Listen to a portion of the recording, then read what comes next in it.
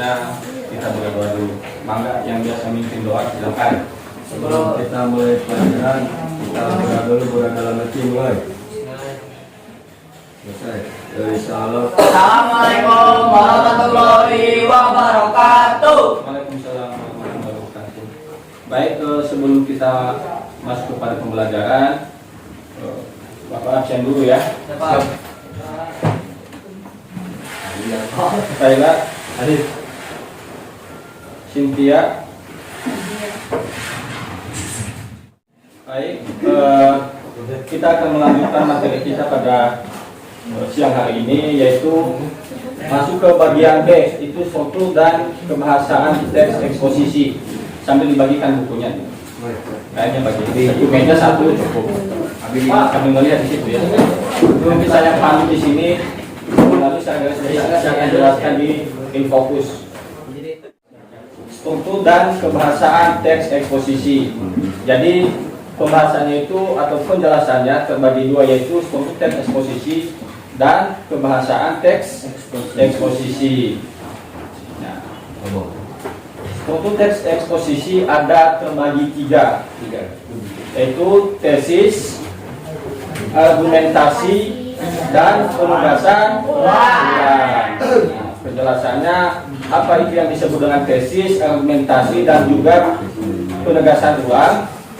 Yaitu sambil membaca, satu, tesis berisi mendapat yang dikemukakan oleh penulis. Tesis ini terletak pada awal paragraf atau sebagai pembuka kalimat yang disampaikan kepada pembaca. Maksudnya di sini yang disebut dengan tesis itu bisa disebut di dalam sebuah teks eksposisi itu berarti judul, ya. Makanya dikatakan di sini tesis berisi pendapat yang dikemukakan oleh penulis. Tesis ini terletak pada awal paragraf, jadi bisa aja disebut dengan judul teks. Yang kedua, argumentasi. Apa yang dimaksud dengan argumentasi? Di sana dijelaskan di atas, perhatikan sambil diperhatikan di buku tulisnya. Argumentasi berisikan bukti yang merujuk pada fakta dan data yang kuat untuk mendukung pernyataan atau pendapat yang disampaikan dalam tesis. Maksudnya di sini argumentasi ini fakta dan data. Jadi yang berkaitan dengan judul. Makanya tadi tesis, argumentasi, dan penegasan ulang ini akan ceritanya nyambung, ya. Nah, pada bagian ini penulis menyampaikan pengembangan dari pendapat yang dikemukakan. Maksudnya begini. Jadi pendapat yang dikemukakan ataupun yang dimuat dalam suatu teks eksposisi, jadi di sana harus menggambarkan yang namanya data ataupun fakta. Tiga, penegasan ulang. Penegasan ulang adalah bagian akhir dari teks eksposisi atau sering disebut kesimpulan. Bagian ini berisikan tentang penegasan ulang mendapat yang disampaikan sebelumnya. Nah, yang disebut dengan penegasan ulang itu bisa disebut juga di sana disebut sebagai kesimpulan dengan kaidah kebahasaan atau kebahasaan teks eksposisi. Jadi di sana ada terbagi 6. Ada yang disebut dengan istilah konjungsi, ada yang disebut dengan adjektif, pronomina, afiksasi, dan verba. Apa itu yang dimaksud dengan kebahasaan tersebut? Kita akan lihat di tayangan berikutnya. Menggunakan nomina dan baca. Satu apa? Lihat di halaman 33. Di situ nanti ada penjelasannya. Baik, saya akan jelaskan apa yang disebut dengan nomina dan pronomina. Nomina dan pronomina. Oke, baik, sekali lagi saya ulangi. Pronomina merupakan kata yang dipakai untuk mengacu pada nomina lain. Pronomina personal seperti saya, engkau, dia, mereka.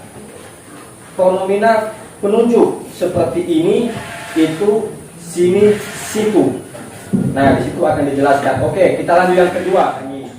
Menggunakan kata-kata leksikal, verba, adjektiva, dan adverbia. Verba adalah kata kerja. Ingat, verba itu adalah kata kerja.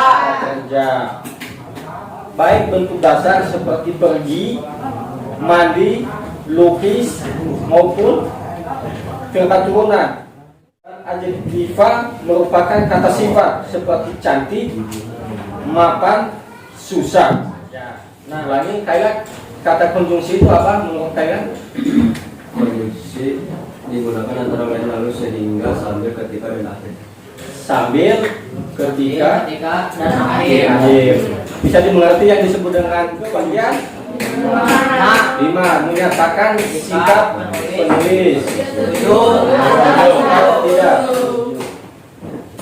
Kenapa harus ada?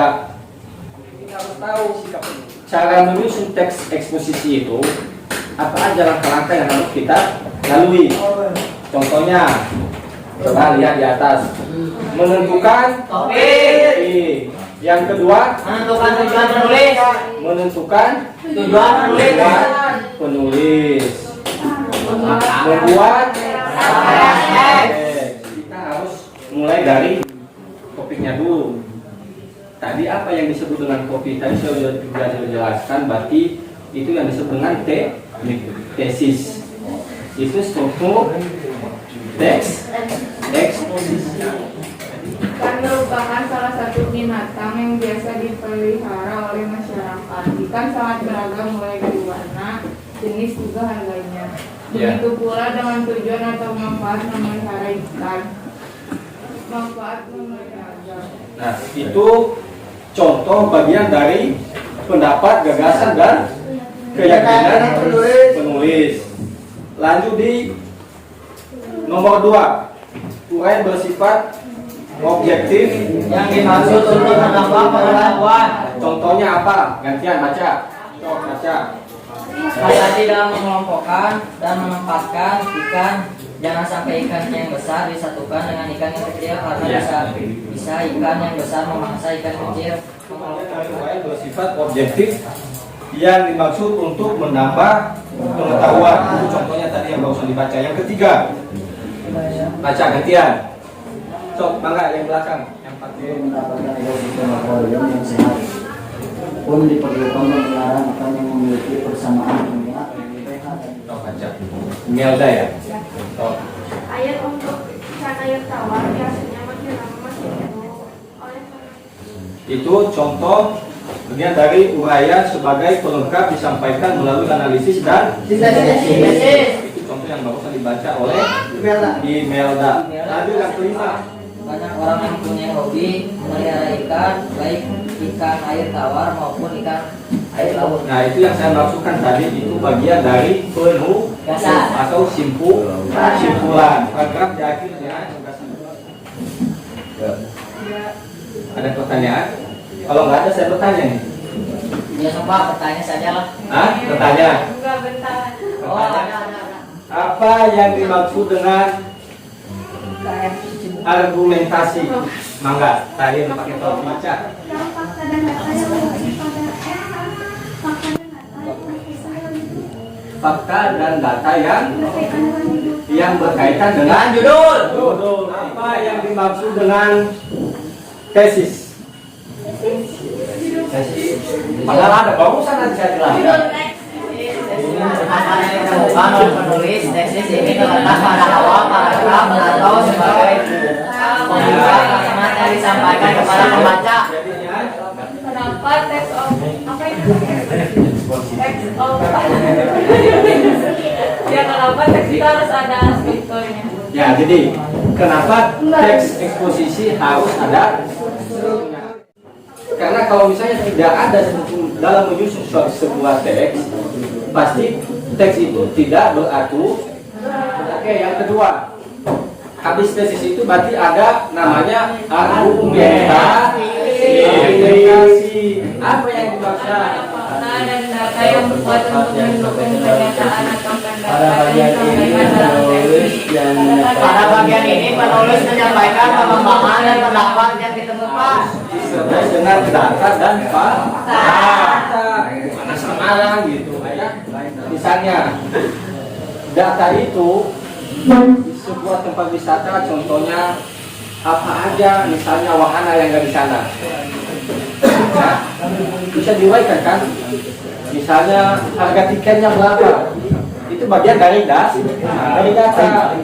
Misalnya harga kulinernya di situ berapa? 20. Nah, itu bagian dari data. Itu hanya contoh.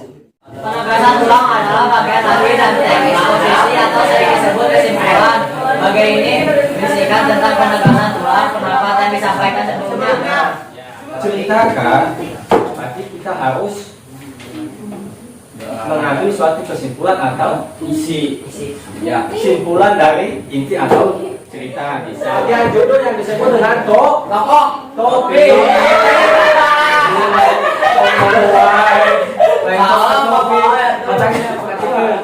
Struktur teks. Nah, bisa dijelaskan struktur teks dimulai dari pernyataan, argumen-argumen, dan penjelasan argumen.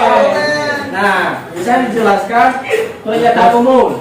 Kita rinci apa pernyataan umum di dalam teks yang barusan dibaca. Yang dimaksud dengan argumen dalam teks itu di sana sudah dijelaskan dalam tabelnya apa. Silakan dibaca. Sebagai antiseptik, sebagai antidepresan, sebagai anti-inflamatori, sebagai Penjelasan argumen. Angkat dibaca, silakan. Mengalami sakit tenggorokan, konsumsi buat jeruk sangat dirasakan untuk membuat daya tahan. Sangat disarankan untuk memberikan satu uji materi dengan diskusi kelompok, ya. Jadi minimal kelompoknya itu sekitar 3 sampai 4.